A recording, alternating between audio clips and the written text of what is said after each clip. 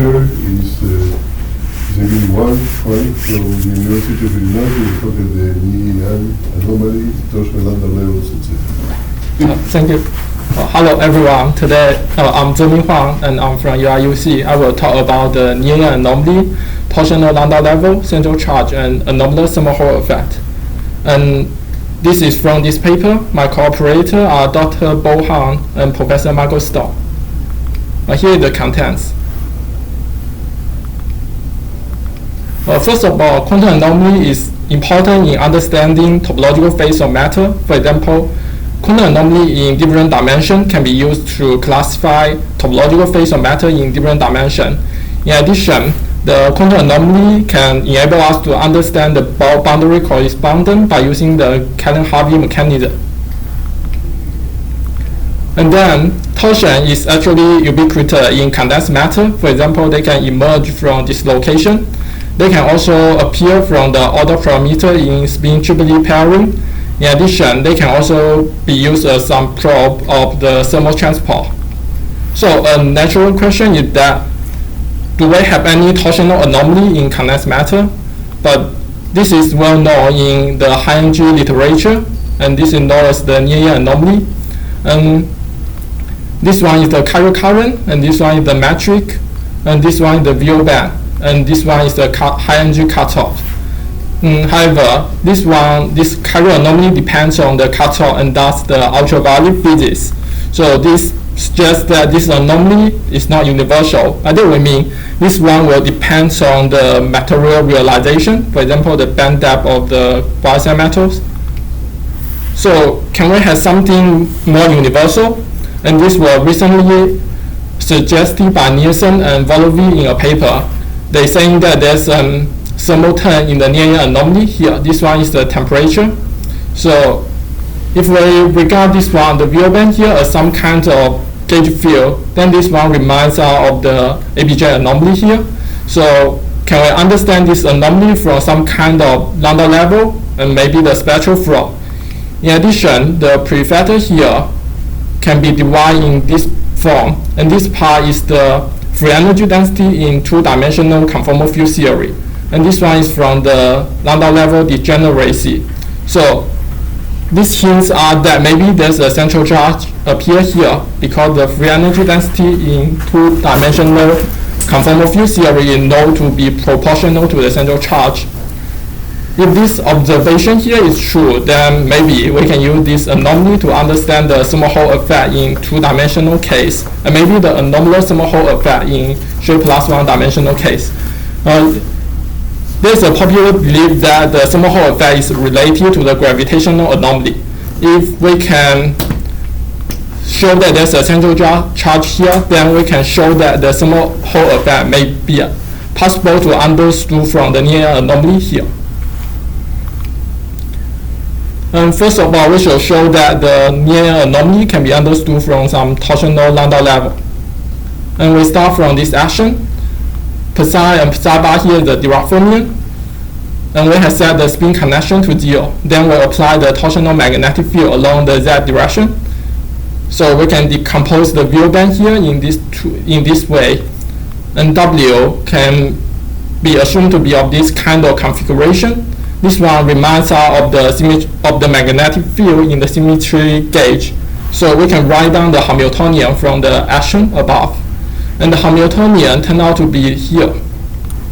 And this one is the Hamiltonian for the Dirac fermion for the Weyl fermion under magnetic field. The only difference is here and here.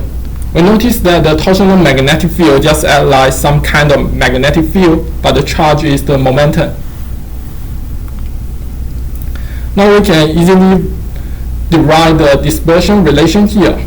And then this one is shown here. There are two main differences here. The first one is that we notice that all the levels here collapse together at the p equal to 0 point. But this is easily to understood because we know that the charge is the momentum. So of course, at this point, the magnetic field is 0, so they will collapse together. Another point is that we notice that the lowest torsional Landau level here, compared to the magnetic field, this part is reversed. This is because the momentum change is signed when you go to negative here. So after deriving the torsional Landau level, we can also derive the chiral anomaly from the spectral flow. We can turn on the external torsional electric field here. And then the energy, the dispersion relation becomes this one. We notice that the torsional electric field enter the dispersion from here, which will change the velocity of the dispersion. So from this, we can understand the chiral anomaly. By that, we mean if the original Landau level, if the original Landau level is the sig 1, and then under the torsional electric field, it changes to the dash 1. So we notice that if we impose a cutoff there, then the particle will change. There is some particle generated and some kind of anomaly generated here. And this can lead to the Nieh-Yan anomaly.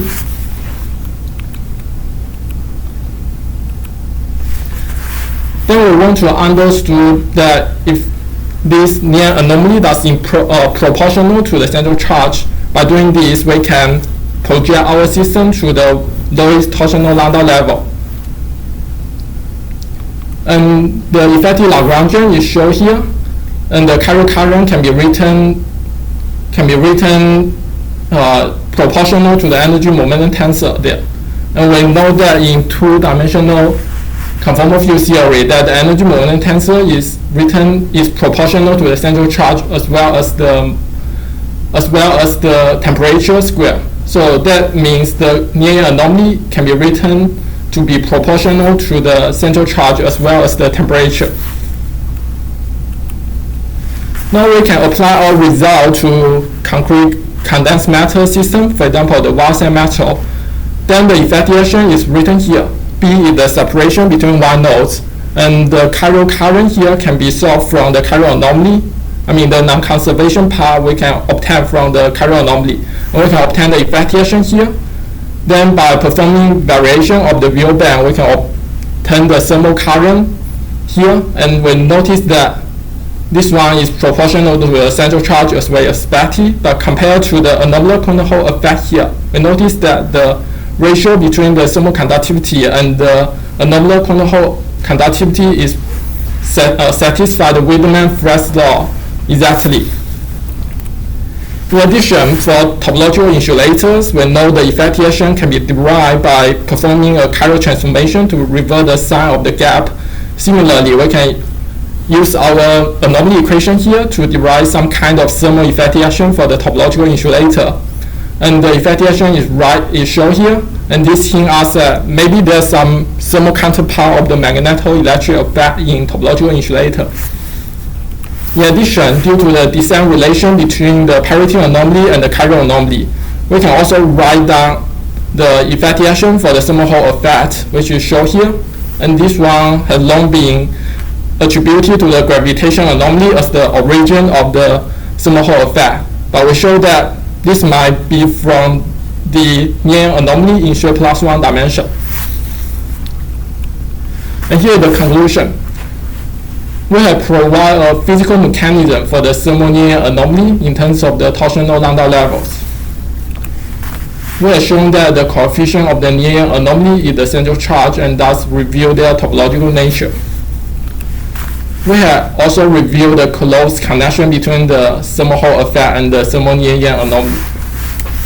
And that's it. Thank you.